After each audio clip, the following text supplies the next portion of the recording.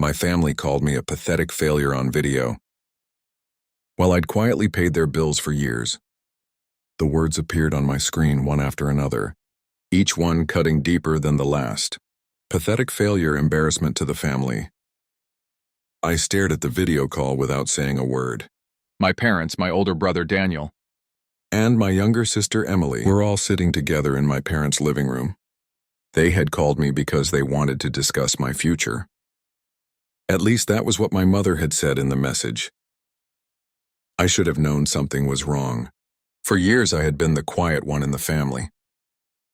I wasn't the doctor, lawyer, entrepreneur, or executive they liked bragging about to their friends. I worked an ordinary job, lived in a modest apartment, drove an old car, and rarely posted pictures of myself online.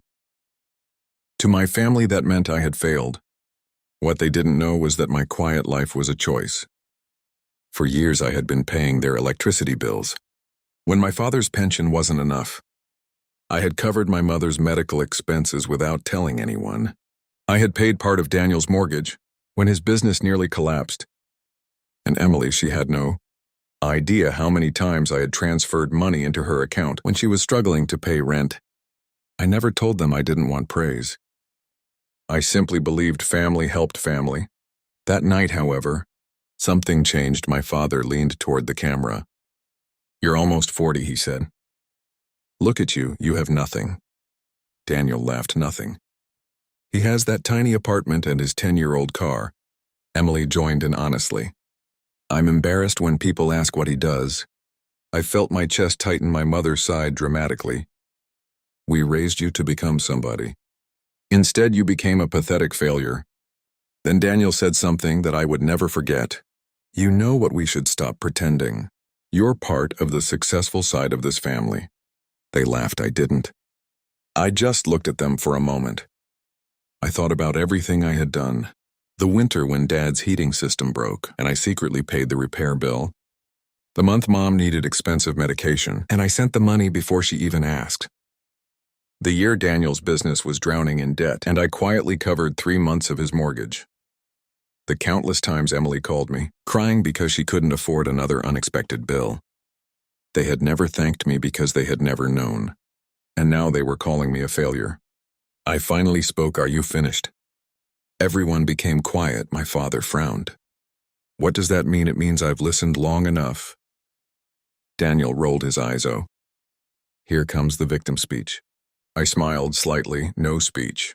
I reached for my laptop. Just a question.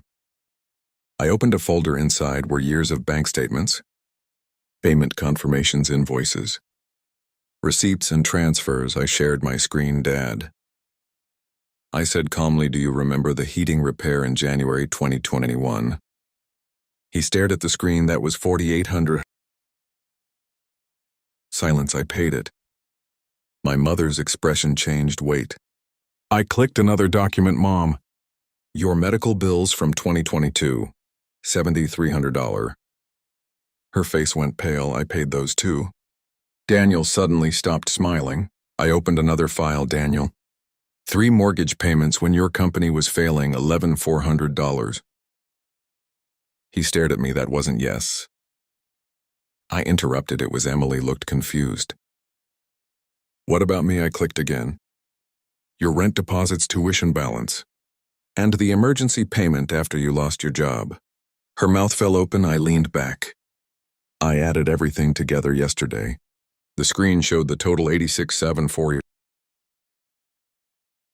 Nobody spoke. That was the amount I had quietly spent, supporting the very people who had just called me a failure. My mother started crying. "Why didn't you tell us?" I looked at her. "Because I didn't do it so you could praise me." My father lowered his eyes. Daniel finally whispered, "You actually paid all that?" "Yes." "Why?" I took a breath. "Because I thought we were family." Those words changed the entire atmosphere. The room that had been filled with laughter only minutes earlier became painfully silent. My sister began apologizing. "I didn't know." "I know," I said. Daniel looked ashamed. "I was angry because I thought you were doing better than me." Without even trying, I nodded. "That was never my intention." Then my father spoke. "I was wrong. Those 3 words were harder to hear than the insults. My father had spent my entire childhood telling me that weakness was admitting mistakes. Now he was sitting there with tears in his eyes.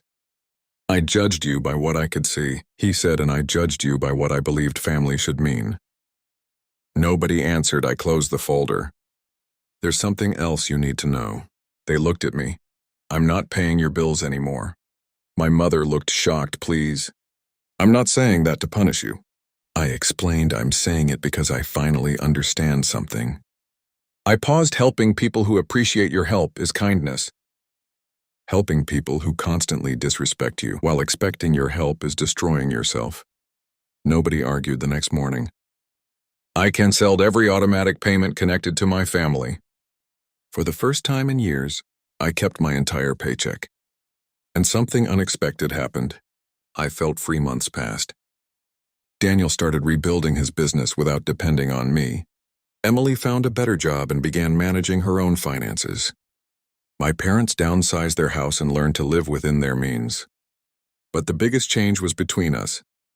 They stopped asking what I had accomplished. Instead, they started asking how I was doing. One Sunday afternoon, my father came to my apartment. He looked around at the small place I had once been mocked for living in.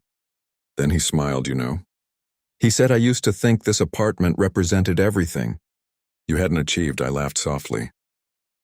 "What do you think now?" He looked at me. "I think it represents the life you built, without needing anyone's approval." I didn't know what to say. He handed me a small envelope.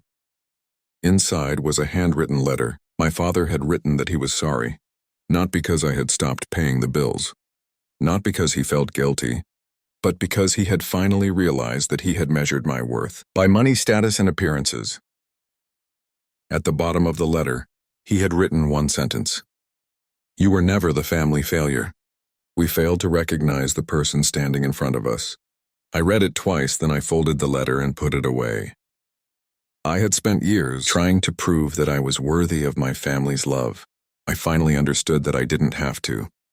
Sometimes the person everyone calls a failure is the one quietly holding everyone else together. Sometimes the person with the smallest house has the biggest heart. And sometimes the strongest response isn't revenge.